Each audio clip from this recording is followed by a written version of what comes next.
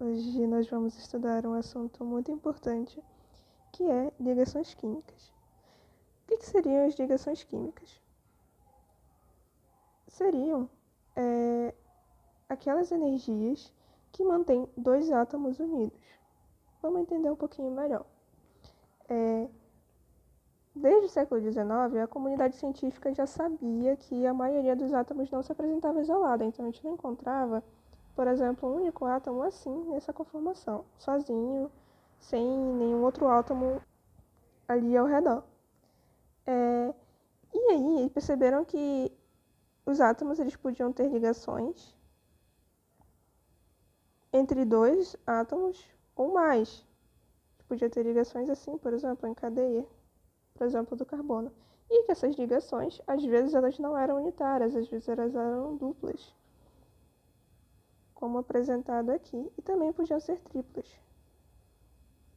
sendo triplas as ligações máximas que podem se apresentar entre os átomos. Então, de que forma esses átomos se ligam e como que a gente faz para prever onde vai acontecer essas ligações e quais que são os nomes dessas ligações, porque existem tipos específicos de ligações químicas. E é isso que a gente vai ver. E para isso a gente tem que olhar um pouquinho para a tabela periódica. Aqui está a nossa tabela periódica. E para quem que a gente vai olhar aqui para entender ligações químicas? A gente vai olhar para a família 18, essa família aqui que vocês estão vendo, onde tem o hélio, o neônio, o argônio, etc. O que nos interessa aqui dentro da família 8? É que todos esses elementos que estão aqui na família 18, também conhecida por 8A, são gases nobres, que são elementos que se apresentam na natureza na forma de gases e que são considerados estáveis, porque eles apresentam 8 elétrons na sua camada de valência. Vamos dar uma olhadinha aqui no neônio? A gente já estudou distribuição eletrônica, então acho que vai ser ok para a gente entender esse gráficozinho aqui. Esse gráfico aqui é a conformação de como se encontram os elétrons distribuídos ao longo das camadas eletrônicas, que são a K, L, M, N, O, P, Q, R. Isso a gente viu lá na aula sobre modelos atômicos e distribuição eletrônica. E como vocês podem ver, aqui a gente tem a camada K, que tem dois elétrons. Tem dois elétrons. Aqui, ó. 1, 2. Essa aqui é a camada próximo do núcleo, essa é a camada K. E aqui na camada L, a gente tem 8 elétrons. Então, vamos contar aqui, ó. 1, 2, 3, 4, 5, 6, 7, 8. Então, de fato, tem 8 elétrons na camada L. É isso que faz o neônio ser um gás nobre e ser estável. Ter esses 8 elétrons dentro da última camada dele. Vamos dar uma olhada em outro elemento? O argônio.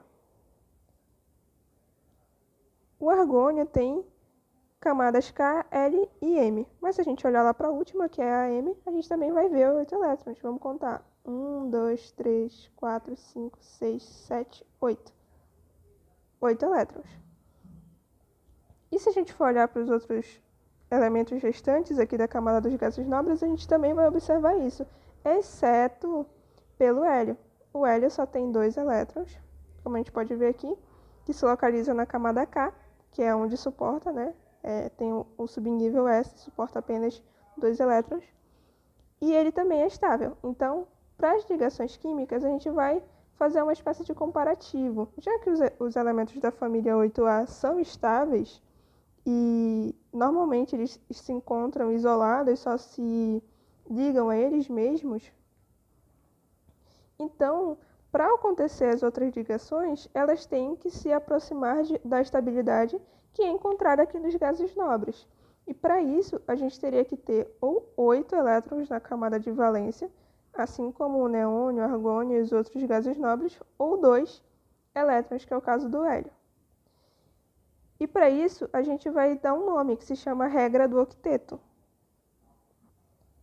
Voltando aqui para o nosso quadro, então a gente vai dar um nomezinho de regra do octeto, tá?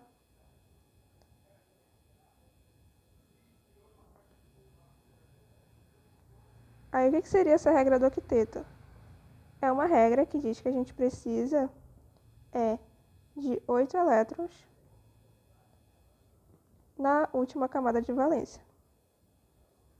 Por que a gente faz isso? Para tentar chegar na estabilidade dos gases nobres.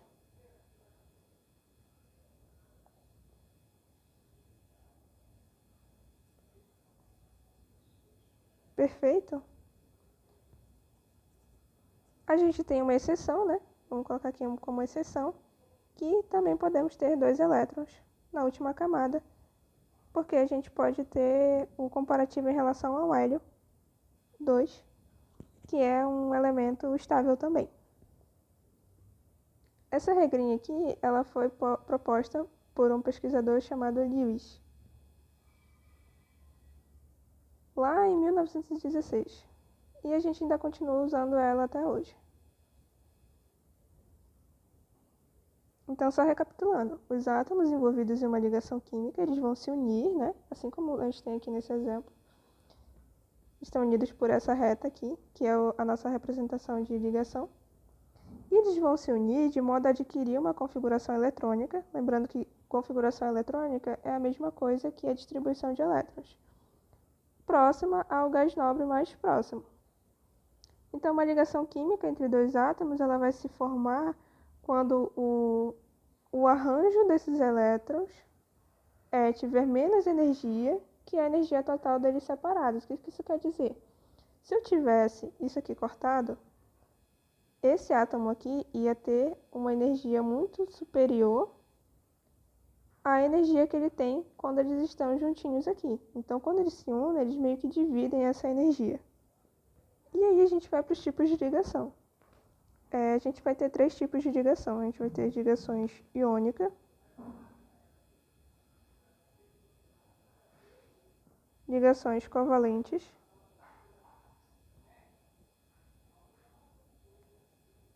e a gente também vai ter as ligações metálicas.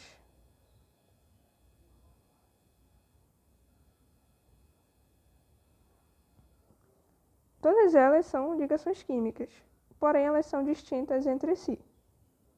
Vamos ver primeiro a ligação iônica. Quem que é a ligação iônica? É um tipo de ligação onde acontece transferência de elétrons.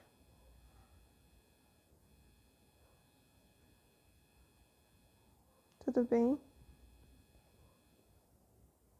E essa transferência, ela vai acontecer quando um elétron, repare a transferência, né? Um elétron, ele é dado para outro átomo. De que forma isso vai acontecer? Bom, ela só tem uma regrinha que é: essa ligação só pode acontecer entre metais e ametais.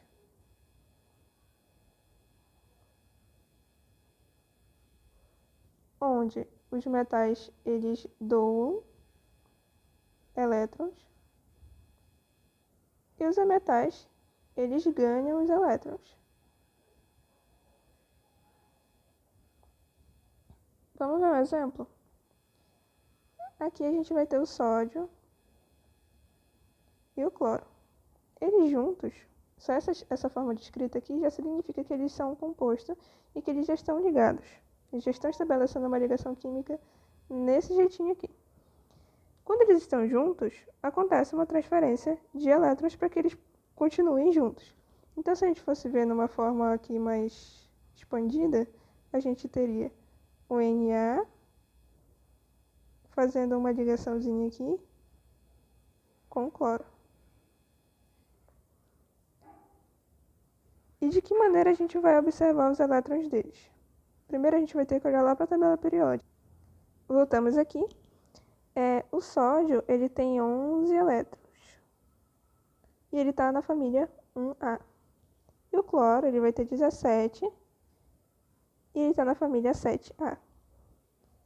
Beleza, então isso infere para a gente que o sódio ele deve ter um único elétron na última camada de valência. Vamos ver se é isso mesmo? Sim, é isso mesmo. Lá na camada M, que é a última camada dele, ele tem apenas um elétron. E o cloro, como ele está na família 7A, deve ter 7 elétrons na camada de valência. Então vamos dar uma olhadinha aqui. De fato, na camada M, que é a última camada dele, ele tem 7 elétrons na última camada de valência. Então vamos voltar lá no 4. O sódio a gente acabou de ver que está na família 1A e o cloro na família 7A. Ok. Só para a gente visualizar melhor, vou colocar assim. Vai apresentar a última camada dele, tá? Com um único elétron. E o sódio, que ele é um pouquinho maior, para a gente poder colocar os 7 elétrons. 3, 4, 5, 6, 7. E a gente vai precisar lembrar da regra do octeto. O que diz a regra do octeto? Diz que a gente precisa ter 8 elétrons na camada de valência. A gente não tem. O cloro tem 7, o sódio tem 1. Como que a gente faz para que eles consigam ficar com 8? A gente poderia escolher, né? Ou o cloro dá 7 elétrons para o sódio, ou o sódio dá esse 1 elétron para o cloro e aí ele vai ficar com 8. Vamos pensar o que é mais fácil. Lembrando que para fazer essa passagem a gente teria que passar um por um. Então primeiro eu passo esse, depois esse, depois esse. E esse processo ia demorar um tempinho, né? Então a gente pensa em questão de facilidade. O que é mais fácil? Eu passar 7 elétrons para o sódio ou passar esse um único elétron para o cloro? Com certeza, passar esse elétron do sódio para o cloro, porque é um processo muito mais fácil, gasta muito menos energia e, no fim das contas, ambos vão ter o que eles procuram, que é estar ligados. Então, o que a gente faz? A gente pega esse, coloca aqui em outra cor, a gente pega esse elétron, remove daqui e coloca aqui. Quando a gente faz isso, esses átomos aqui eles ficam carregados. A gente diz que o sódio ele é mais 1, porque, lembrando que quando a gente coloca o símbolo de mais, significa que a gente perdeu o elétron. Então, mais 1 porque ele perdeu um elétron. E o cloro, menos 1 porque ele ganhou um elétron, ok? Então, se a gente fosse analisar eles separados, a gente teria o sódio mais 1, mais o cloro menos 1. A gente faz essa representação para dizer o que eles precisam fazer. Quem é que ganha e quem é que perde. E, em sua maioria, na verdade, no caso das ligações iônicas sempre, os metais é quem vão doar esses elétrons. Então, os metais eles ficam sempre com a carga positiva. E os ametais que vão receber esses elétrons, né, que vão ganhar, vão ficar com a carga negativa. E aí vai variar somente o númerozinho que fica aqui em cima. Vamos ver um outro exemplo? Do magnésio, do cloreto de magnésio. Que é assim, MgCl2. Quando a gente tiver mais de um átomo sendo ligado ao metal, o que a gente faz? A gente coloca o metal no centro, coloca assim, né? No caso, para a gente fazer a nossa representação das moléculas. E aí a gente vai colocar os ametais aqui ao redor. Então a gente coloca o cloro aqui na lateral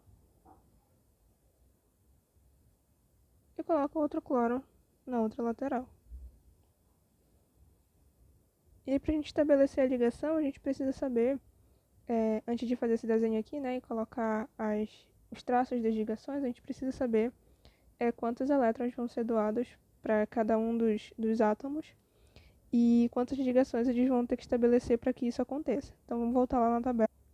Procurar o magnésio. O magnésio está aqui na família 2A, então a gente já sabe que ele vai precisar de 2 elétrons para poder se estabelecer. Vai precisar doar, né, no caso. Então vamos anotar aqui, 2 elétrons. O do cloro a gente já viu, né, que ele já tem 7 elétrons lá na camada dele. 7 também do outro cloro. Não vai mudar, tá? Vai ser o mesmo número de elétrons para todos os 2 cloros. E aí, na hora de ligar, como é que eu vou fazer? A gente sabe que o cloro precisa só de 1. Então, esses 2 cloros aqui vão precisar de um único elétron. Lembrando, né, que o cloro ele tem carga de menos 1. Porque falta apenas 1 para ele completar os 8. O outro cloro, a mesma coisa, também vai ter carga menos 1. Eu tenho 2 elétrons no magnésio, então o que eu faço? Eu dou um elétron para esse cloro aqui da direita e dou um elétron para esse cloro aqui da esquerda. E aí, todo mundo fica ok. O magnésio consegue doar todos os elétrons e o cloro consegue receber todos os elétrons que ele precisa. E aí a gente consegue estabelecer uma ligação simples, né? Que foi um único elétron que foi doado para cada um. Então é assim que vai funcionar a ligação iônica. A gente sempre vai transferir os elétrons para os ametais e vai estabelecer as nossas ligações completando o octeto do ametal. E aí a gente tem uma diquinha, né? Poxa, e se eu não tiver a tabela periódica ao meu favor? No caso da prova da UERJ, a tabela periódica ela é fornecida, então você sempre sabe qual a família de cada elemento, porque a tabela periódica está lá. Mas, em um outro caso, digamos que você não esteja na prova da UERJ, está tentando resolver ou quer ter um raciocínio mais rápido, tem uma diquinha para a gente lembrar os elétrons que vão ser doados. Se a questão te der a fórmula, tem uma forma de saber. Por exemplo, vou colocar aqui do lado. Se eu tenho um magnésio com cloro, né, o cloreto aqui de magnésio, o que eu posso supor? Eu posso supor um formato de ligação iônica onde a gente representa as cargas. Então, a gente faz assim. A gente pega o número do índice e coloca como carga lá no metal. Então, magnésio seria 2 mais. Mais por quê? Porque ele é um metal. E a gente precisaria pegar o número do índice aqui do metal e colocar no ametal. E aí a gente vai ter o Cl menos 1. Repara que o Cl menos 1 aqui é porque a gente só está falando do cloro, a gente não está falando da quantidade dos cloros, porque todos os cloros vão ser menos 1 e todos os magnésios vão ser mais 2. Então isso aqui é uma regrinha para a gente tentar se habituar e como prever as cargas. Um outro exemplo aqui em ACl que a gente acabou de ver. Como eles não têm índice, aqui ó, não tem índice nenhum, a gente já vai supor que ele é 1 automaticamente. Então fica assim, a carga do ametal fica como o índice do... A carga do metal, na verdade, fica como o índice do ametal, que vai ser 1, e como ele é metal, ele vai ser mais. E aí a carga que está no metal fica como mais 1. O índice que está aqui no nosso metal também é 1. Então a gente passa para cá, coloca 1. E aí qual que vai ser a carga? Positiva ou negativa? Negativa, já que ele é um metal. Beleza? Então esse é um macetinho aí para a gente tentar prever as cargas sem olhar para a tabela periódica. Mas não tem problema nenhum olhar lá para a tabela periódica. Isso aqui é só para a gente tirar a dúvida. Às vezes a gente está na dúvida de qual que é a carga e não quer tentar fazer distribuição eletrônica, que também é uma opção. Por exemplo, às vezes, numa questão, podem fornecer o número atômico do elemento. Por exemplo, o sódio ele tem número atômico de 11. E aí querem que você saiba quantas ligações o sódio ele poderia ser capaz de fazer, quantos elétrons ele poderia ser capaz de doar. E aí, para isso, você teria que fazer a distribuição eletrônica. Aí ficaria 1s2, 2s2, 2p6 e 3s1. Lembrando que a gente está tentando completar 11, né? Então aqui tem 2, 4, 10, 11. Então essa aqui vai ser a camada de valência.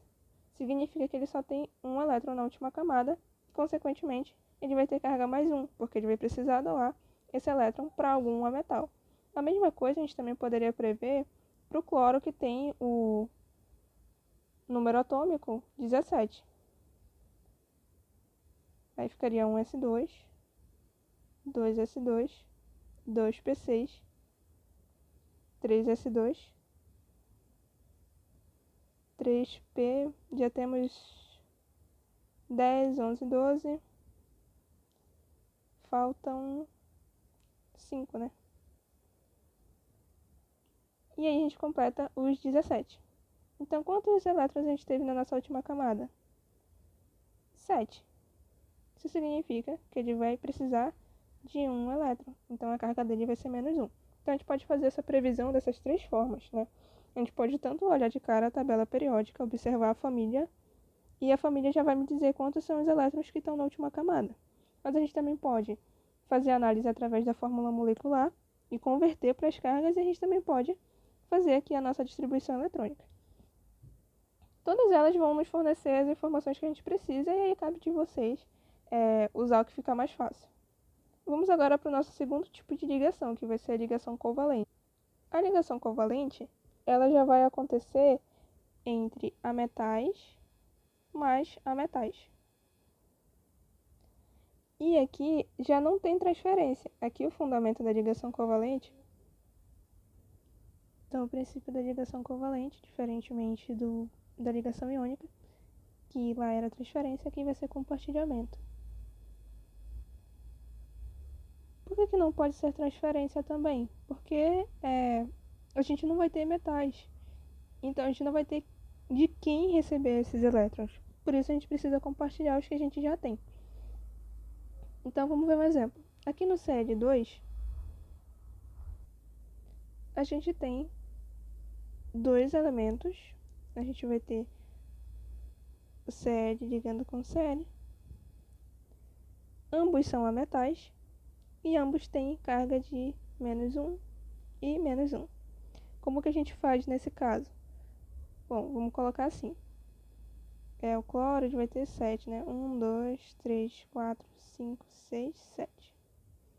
O outro cloro também vai ter 1, 2, 3, 4, 5, 6, 7. O que a gente faz? A gente junta esses dois elétrons aqui e compartilha eles. Quando a gente compartilha, o que acontece? Esse elétron ele se move para cá e esse aqui se move para cá de forma meio que constante. Então a gente representa por um traço, assim, e coloca os elétrons que não estão ligados ao redor. Então são 6 elétrons que não estão ligados, tanto para o cloro que está à esquerda quanto para o cloro que está à direita. E a gente tem um único elétron que está sendo compartilhado. Vamos ver um outro exemplo. O CH4. Só para a gente não ter que olhar lá na tabela, o carbono está na família 4A e o hidrogênio está na família 1A. Como que a gente vai fazer essa ligação? A gente coloca sempre o que tem menos átomos, a gente coloca no centro. Parecido com aquela questão da ligação iônica. Lá na ligação iônica a gente colocava um metal no centro. Aqui a gente vai colocar aquele que tem menos átomos, que no caso é o carbono, só tem um carbono. Então a gente coloca o carbono aqui no centro. Distribui os elétrons que ele tem. Ele só tem 4, né? Então a gente coloca assim. 1, 2, 3, 4. E aí a gente coloca os hidrogênios ao redor com os elétrons que eles têm. Só tem um, né? Então a gente vai colocando um aqui. Agora a gente liga. Só que observem, né? Lembra que a gente tinha falado que a gente tem 8 elétrons na última camada de valência para os gases nobres em geral, com exceção do hélio que tem apenas 2. Então a gente também pode seguir o exemplo do hélio. No caso do hidrogênio, ele só tem um elétron. Para ele estabilizar, ele vai tentar se assemelhar ao hélio. Então esses dois são os únicos elementos que vão precisar apenas de 2 elétrons para alcançar a estabilidade. Então aqui nesse caso a gente liga assim. Um também e um também. E aí conta no final se tem 8 elétrons que estão sendo compartilhados. A gente vai contar assim, ó. 1, 2, 3, 4, 5, 6, 7, 8. Cada extremidade do nosso traço vai ser um elétron. Então o carbono está conseguindo fazer as 8 ligações dele. Para o hidrogênio aqui, vamos isolar o hidrogênio e contar quantas tem. 1, 2. Está se assemelhando ao hélio. Então ele também está estável. Aqui a gente já conseguiu estabelecer a nossa ligação. A gente pode reescrever isso aqui, ó, só para não ficar tão cheio de pontos, somente dessa forma aqui, ó, sem representar os pontos, que são os elétrons. Então só dessa forma aqui já contemplaria a representação da ligação covalente. E a nossa última ligação, que eu acredito que seja a mais simples, é a ligação metálica. Aqui na ligação metálica, a gente não tem nem transferência, nem compartilhamento. O que a gente vai ter então? A gente vai ter uma coisa que a gente vai chamar de mar ou nuvem de elétrons.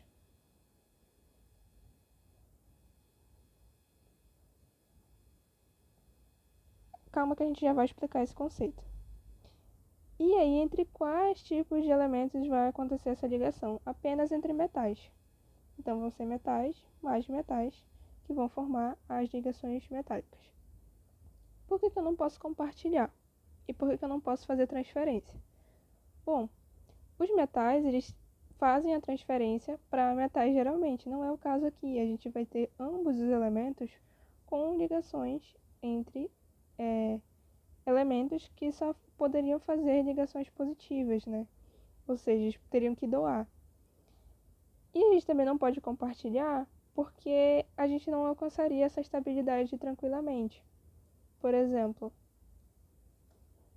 eu tenho uma ligação entre cobre e zinco. Eu só tenho metais aqui, essa é uma ligação metálica, né? Mas se eu for olhar lá na tabela, onde é que está o cobre? O cobre está aqui na 11, né? Quantos elétrons o cobre vai ter? Olha, aqui o cobre vai ter apenas um. Então ele vai ter um elétron na camada de valência. Vamos ver o zinco agora. O zinco vai ter dois. Como que a gente uniria, né? Esses dois elétrons mais aquele um elétron do cobre não ia dar. A gente ia ficar com três e não ia alcançar o octeto. Então não dá certo fazer transferência, também não dá certo fazer compartilhamento. Então o que a gente faz? Eu acredito que seja mais simples porque a gente não faz nada. A gente só mantém eles aproximados assim da forma como eles estão. A gente não precisa fazer aquele esquema da distribuição de elétrons. Também não precisa fazer aquele esquema de descobrir quais são as cargas para poder ligar. É isso que a gente vai chamar de mar ou nuvem de elétrons. Então, basicamente, a gente vai ter nossos metais, lembrando que eles têm carga positiva, aqui uns muito próximos uns dos outros. E aí, os elétrons de valência, eles ficam distribuídos aqui, ó, meio que circundando esses metais. Vamos fazer uma caixinha aqui para não ficar muito elétron solto. Então, a gente coloca esses elétrons aqui ao redor, e aí esse trânsito deles, basicamente através da aproximação, que faz com que a ligação metálica exista. E aí é isso que a gente chama de mar ou nuvem de elétrons. Nuvem porque parece que eles formam, se a gente for olhar mais experimentalmente, eles formam alguma coisinha meio que assim, embaçada, sabe? Não uma coisa muito clara, então ficaria mais ou menos assim. Um trânsito muito grande de elétrons aqui nesse meio. E a gente poderia substituir, né, esses sinaizinhos de mais aqui pelos nossos elementos aqui, o cobre, o zinco. Cobre, zinco. E aí todos os elétrons dele se aproximando aqui sem de fato estabelecer um esquema ali de ligação. A gente também pode chamar isso que seria tipo uma cola. Seria uma espécie de cola de elétrons. Os elétrons ali eles se juntam, ficam bem coladinhos e acabam unindo os metais. Então não tem muito que a gente vê aqui não. Esses elétrons eles também são não direcionados, então eles não têm uma direção certa. Eles ficam transitando para onde eles quiserem, eles têm liberdade para isso. E aqui a gente encerra essa parte já de ligações, então a gente vai ter três ligações metálicas, covalentes e iônicas. As ligações metálicas elas vão fazer mar ou nuvem de elétrons, a gente também pode ver como cola de elétrons. A gente pode ter covalente, que vai fazer o compartilhamento de elétrons, e iônica, que pode fazer a transferência. Vamos resumir isso bem bonitinho aqui. Então a gente vai ter ligações iônicas, covalentes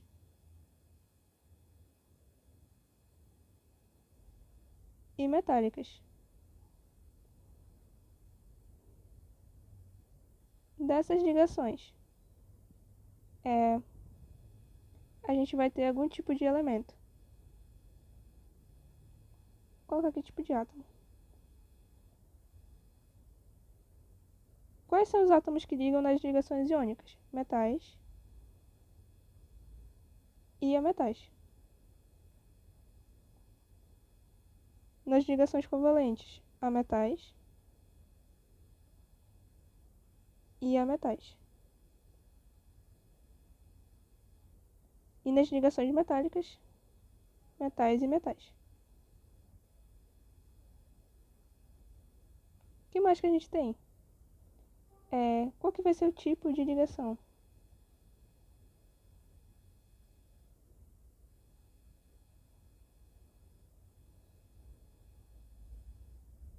Aqui nas iônicas a gente vai ter transferência.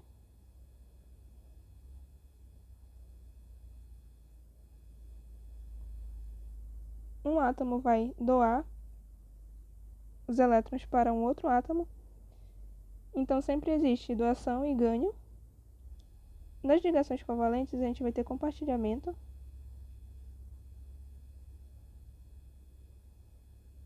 E nas ligações metálicas a gente vai ter mar ou nuvem de elétrons.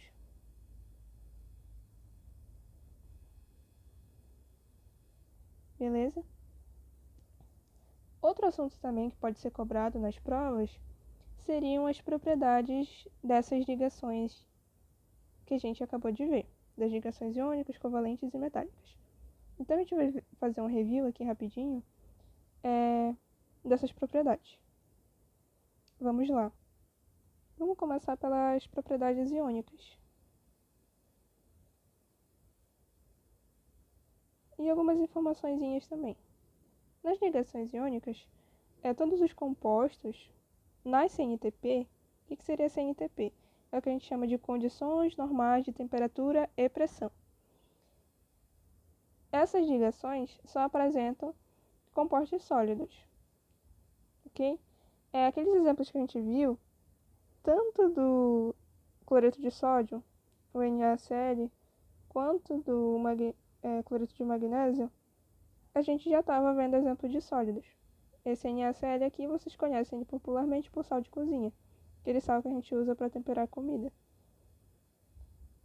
Então, lembrando ele, a gente já lembra que nas CNTP, que são as condições normais, a gente não vai encontrar compostos iônicos nem líquidos e nem gasosos, eles são sólidos. O que mais que eles são? Eles costumam ser duros e quebradiços. E a gente pode relacionar o próprio cloreto de sódio. Ele é duro? Mas ele também quebra fácil. Não sei se vocês já viram aquelas pedras grandes de sais, que se a gente bater um pouquinho, ele já quebra facilmente. Não tem muita resistência ao que a gente chama de choque mecânico. Em relação a ponto de fusão e ponto de ebulição, eles costumam ter ponto de fusão e de ebulição bem elevados. O que significa isso? Que é uma temperatura grande que eu preciso ter, né, para conseguir fazer com que o meu estado passe do sólido para o líquido, e também vou precisar de uma temperatura bem grande para eu passar do líquido para o gasoso. Porque eles são sólidos, né? É muito difícil eu conseguir fazer com que o sólido passe para o estado líquido e que eu passe do estado líquido que veio de um sólido ainda para o gasoso. Então, pensando nesse raciocínio, a gente já consegue deduzir que o ponto de fusão e ebulição vai ser bem alto. Um exemplo disso é na cozinha, né? Eu não sei se vocês fazem isso, mas a maioria das pessoas não coloca o sal na água quando ela está fervendo antes do fervimento. Por quê? Porque a gente sabe que o sal é um composto iônico. Algumas pessoas nem sabem, mas fazem isso porque aprenderam com alguém. E aí, primeiro espera a água ferver, para depois colocar o sal. Por quê? Porque quando eu coloco o sal, quando eu coloco algum composto iônico ali na minha solução, eu elevo a minha temperatura de ebulição, que é a temperatura que é necessária para que a gente consiga sair do nosso estado líquido para o nosso estado gasoso, que é quando eu consigo ferver aquela água. Quando eu colocasse o sal de cozinha lá, eu ia levar mais tempo para conseguir ferver, porque eu estaria elevando o ponto de ebulição. Então, qual que seria o mais legal, já que eu quero que isso ocorra bem rápido? Eu espero a água ferver e só aí é que eu coloco o sal. Tudo bem? Vamos ver outra propriedade. Eles são bons condutores elétricos. em solução.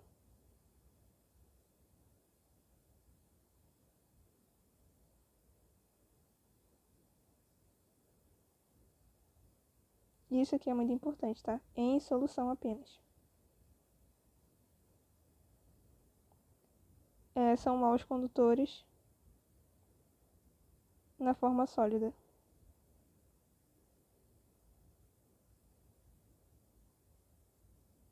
O que isso quer dizer? Que se eu tenho, por exemplo, aqui um frasquinho onde eu coloco água e eu insiro aqui uma quantidade específica do pozinho de sal, esse sal aqui ele vai se dissolver, eu vou ter partículas de sódio e de cloro separadas, negativas e positivas. E isso aqui vai atribuir uma carga para minha água. Então, se eu quisesse, por exemplo, fazer um esquema de pilha, ia conseguir acender uma lâmpadazinha conectada aqui nessa solução. Claro que não só com esse esquema, eu precisaria de outras coisas, mas eu conseguiria acender uma lâmpada usando essa solução. Agora, se eu só tenho o meu sal sólido aqui, por exemplo, tenho uma pedrinha de sal. Se eu tentar acender essa mesma lâmpada aqui nesse sal, eu não vou conseguir, porque o sólido está bem ligado. O que acontece? Quando a gente coloca esses sólidos na solução, eles acabam se dissociando e formando cargas. Quando ele está na forma sólida, ele não tem carga. Então é por isso que ele é um mau condutor na forma sólida. Essas, de maneira geral, é o que a gente precisa saber sobre os compostos iônicos. Sobre os compostos metálicos agora.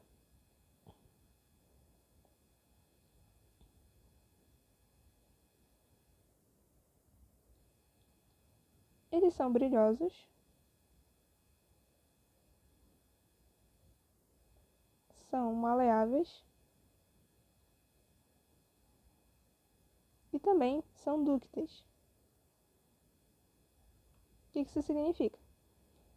Brilhosos é o que a gente chama de brilho metálico. Vocês já olharam para alguma panela, né? Vocês já olharam para uma panelinha lá, qualquer, e viram que bem aqui assim, ó, existe um brilho muito forte, né? Vamos tentar traduzir esse brilho aqui. A gente sempre tem regiões da panela onde a gente consegue observar um brilho muito forte. Sendo essa panela que é uma panela de alumínio, né? Isso é o que a gente chama de brilho metálico. Todos os metais eles têm esse brilho.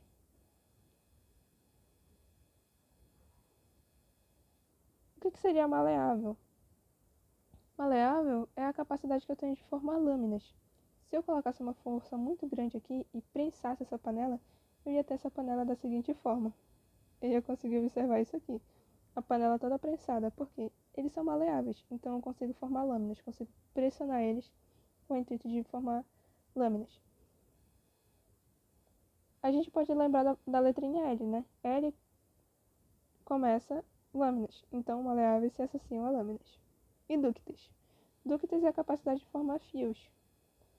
Acho que vocês também já devem ter visto fios de cobre, fios de alumínio, que são usados dentro de fones de ouvido, são usados na nossa rede elétrica, são usados também como pequenos condutores para eletrodos de aparelhos de controle de TV. Enfim, várias situações. Esses fios podem ser formados pelos metais, mais ou menos pela mesma característica deles serem maleáveis, só que a gente também consegue fazer fios deles. Então, quando a gente consegue fazer fios, a gente chama de dúcteis. Outra coisa que os metais têm em comum é que eles são bons condutores.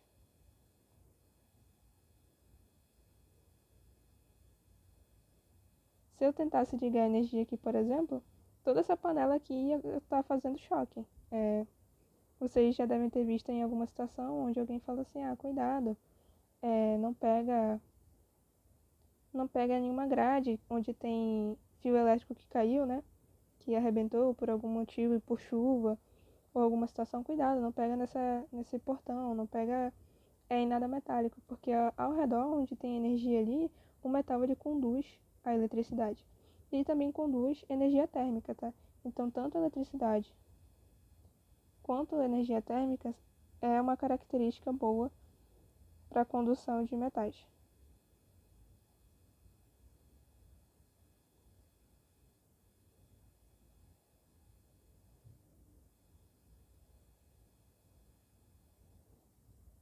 por isso que a gente usa as panelas, inclusive, para fazer comida, porque elas conduzem bem a temperatura.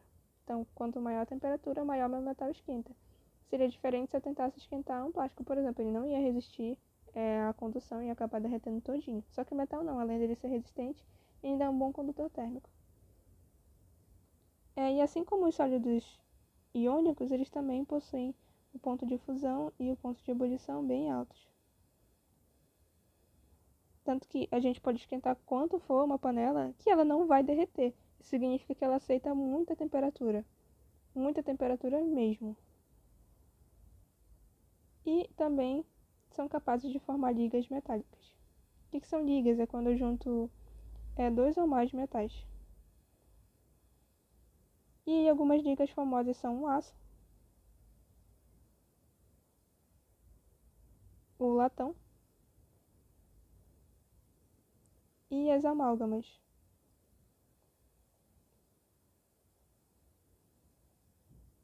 Vocês já viram amálgamas, né? Que era aquelas ligas que a gente usava para colocar no dente quando a gente fazia uma restauração e acabava tendo que retirar um pedaço. A gente colocava amálgama para preencher aquele espaço. O aço é basicamente uma liga feita de ferro mais carbono.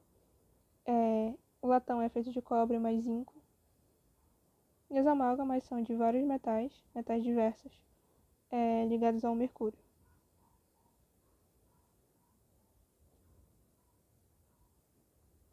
A gente também só tem metais sólidos, tá? Com exceção, única exceção do mercúrio. E a gente vai para as propriedades dos compostos covalentes. Os compostos covalentes a gente já não tem tantas propriedades assim, porque eles são bem diversos entre si e eles acabam fazendo ligações não tão comuns para a gente conseguir categorizar elas também.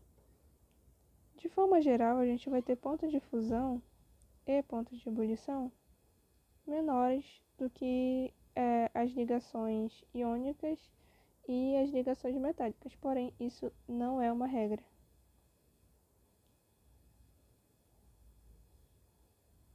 Porque tem muitos compostos, inclusive muitos mesmo, que fogem a essa regra. Então a gente pensa de maneira geral, se uma prova pedir, por exemplo, em relação aos metais e os sólidos iônicos, as ligações covalentes apresentam menor ponto de fusão e ebulição? Sim. Mas isso não é sempre, não é via de regra, tá? De maneira geral também, eles não são bons condutores, então são maus condutores tanto térmicos quanto de eletricidade.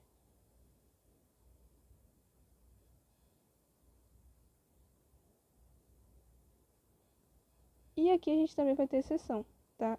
A gente tem 3 bons condutores covalentes, que são os nanotubos, o grafite, que é um composto covalente formado de carbono, e o grafeno, que também é formado de carbono e tem uma conformação diferente. Então a gente vai ter essas 3 situações aí de exceção. E eles também podem se encontrar nos 3 estados físicos. Eles podem ser tanto sólidos, quanto gasosos, quanto líquidos. E não tem tantas propriedades assim, então a gente vai parar por aqui. Vamos ver alguns exercícios agora. Vamos lá. Um elemento X de Z, número atômico, né? Igual a 12, é combinado a Y situado na família 5A e resulta em um composto iônico. Sua fórmula provável é... O que a gente vai precisar fazer para resolver essa questão? Ele não nos deu a família do elemento X, mas nos deu a família do elemento Y. Então a gente já vai colocar aqui como uma informação importante, né? O Y é da família 5A. O que isso significa? Que ele é um metal, né? Já que ele está na família 5A. E que ele recebe 3 elétrons. Já que ele está na família 5A. Porque para estabilizar ele precisa de 3, né? E o nosso elemento X tem Z igual a 12. Só que a gente não sabe quantos elétrons estão na câmara de valência para saber quantas ligações ele faz. Então, a gente vai precisar distribuir. Então, a gente vai distribuir esses 12 elétrons. Então, vamos um S1, um S2, na verdade, 2S2, 2P6 e 2S3, na verdade, 3S2. Aqui a gente já tem os 12 certinho. Então, quantos elétrons na câmara de valência ele tem? 2. Significa que ele pode doar 2 elétrons. E que é um metal. Então a questão está certa, tem que ser um composto iônico porque a gente tem um metal se ligando com um ametal. Agora a gente vai precisar saber como que a gente vai organizar isso, né? Vamos colocar assim. Nosso X ele vai ser mais 2, né? Já que ele tem 2 elétrons na camada de valência. Nosso Y ele vai ter que ser menos 3, já que ele só pode receber 3 elétrons. E como ele é um metal, a carga vai ser negativa. Lembra daquele esqueminha que a gente fez? Para a gente saber a fórmula molecular, a gente troca a carga do nosso metal pelo índice do nosso metal e a carga do nosso metal pelo índice do metal. Então vamos colocar assim: X, essa carga aqui vira índice, e o Y, e essa carga aqui vai virar o índice do Y. Então a gente tem X3, Y2, e marcaria a alternativa E. Muito tranquilo, né? Vamos ver na UERJ como que isso aparece.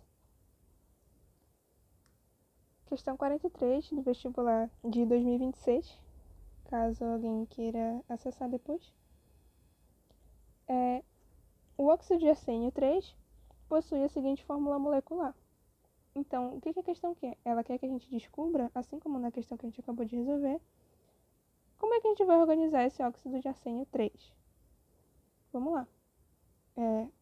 Óxido é quando a gente tem um metal ligado a um oxigênio. Então, a gente vai ter o arsênio ligado a algum oxigênio. Só que a gente não sabe quantos arsênios são e quantos oxigênios são. Estamos no escuro. Só que, pulo do gato. Toda vez que aparecer esse número aqui em romanos, espero que vocês conheçam algarismos romanos. O que significa esse número? Significa que esse número ele é a carga do meu metal. Então, meu arsênio ele é mais 3. Tudo bem? Outra questão. Se o meu metal ele é mais 3, a gente costuma escrever assim, inclusive. Se o meu metal é mais 3, observem que aqui no nosso composto, né, isoladinho, a gente não tem valor nenhum. Então, a gente vai supor que aqui em cima a gente tem um zerinho, né? Para eu estabilizar, eu precisaria de quanto? Eu precisaria ter alguma coisa que resultasse em menos 3, porque mais 3 menos 3 ia dar zero. Só que, na prova da UERJ, a gente recebe a nossa tabela periódica. Então, vamos dar uma olhadinha. Na tabela periódica, a gente vê que o oxigênio está na família 6, família 16 aqui. Família 6A. Então, significa que o oxigênio só aceita receber 2 elétrons. Então, a gente pode colocar aqui direto, ó, o oxigênio é menos 2, porque ele aceita receber 2 elétrons. E a gente troca, vai ficar ASO, e aí a gente faz aquele esqueminha. Coloca o valor da carga aqui no índice e coloca o valor da carga do metal no índice. Então, a gente tem arsênio 2, oxigênio 3. Tudo bem? Muito fácil, né? Esse tipo de questão é bem recorrente na prova, então se a gente souber escrever isso que a gente chama de fórmula mínima, caso vocês queiram pesquisar e testar, se a gente souber escrever fórmula mínima, a gente consegue resolver qualquer questão que envolva esse tipo de pedido aqui, para dar a fórmula molecular, tá? Outro tipo de questão que também costuma cair é esse tipo de questão aqui. É onde pergunta qual que é o caráter da ligação, se ela é iônica, se ela é covalente, se ela é metálica, tá? Vamos lá. A questão aqui está dizendo Assim, as pedras pisadas referidas na letra da canção fazem parte do antigo cais do Valongo. Eu acabei não colocando a letra de uma música, mas é uma música que a prova colocou. Esse cais foi onde desembarcou cerca de 1 milhão de escravizados no Rio de Janeiro. São pedras altamente resistentes, pois o ânion de sua estrutura química é o silicato, representado por SiO4-4. Nesse ânion, a ligação interatômica entre o silício e o oxigênio é denominada D. Vai ser metálica? Não, né? A gente não tem dois metais. Vamos observar aqui, ó. O silício está aqui na família 4A, o oxigênio está na família 6A, então ambos são ametais. Se ambos são ametais, também não pode ser iônica, e a gente só fica com uma alternativa, que é a ligação covalente, que também é a nossa alternativa correta. Então, só recapitulando, as nossas ligações elas podem ser iônicas, covalentes ou metálicas, sendo as iônicas aquelas que acontecem entre os metais e os ametais, através da transferência, os covalentes entre ametais e ametais, com o compartilhamento de elétrons, e as metálicas entre metais e metais, que são por aproximação, com mar ou nuvem de elétrons. Das propriedades, os compostos iônicos são sólidos em condições normais, são duros e quebradiços e possuem ponto de fusão e de ebulição bem elevados. São também bons condutores elétricos em solução e são mais condutores na forma sólida. Já os compostos metálicos são brilhosos, maleáveis, dúcteis, são bons condutores tanto de eletricidade quanto de calor, têm alto ponto de fusão e alto ponto de ebulição, são sólidos em sua maioria, com exceção do mercúrio, que é o único elemento que é líquido dos metais. Também podem formar ligas com dois ou mais metais, sendo os mais comuns o aço, que é o ferro mais carbono, o latão, que é o cobre mais zinco, e amálgamas, que são vários metais ligados ao mercúrio. E os compostos covalentes, que são compostos que, em geral, possuem ponto de fusão e ebulição menores e são péssimos condutores térmicos e elétricos, com exceção dos nanotubos, dos grafites e dos grafenos, e podem ser apresentados nos 3 estados da matéria, que são sólido, gasoso e líquido. E a gente para por aqui.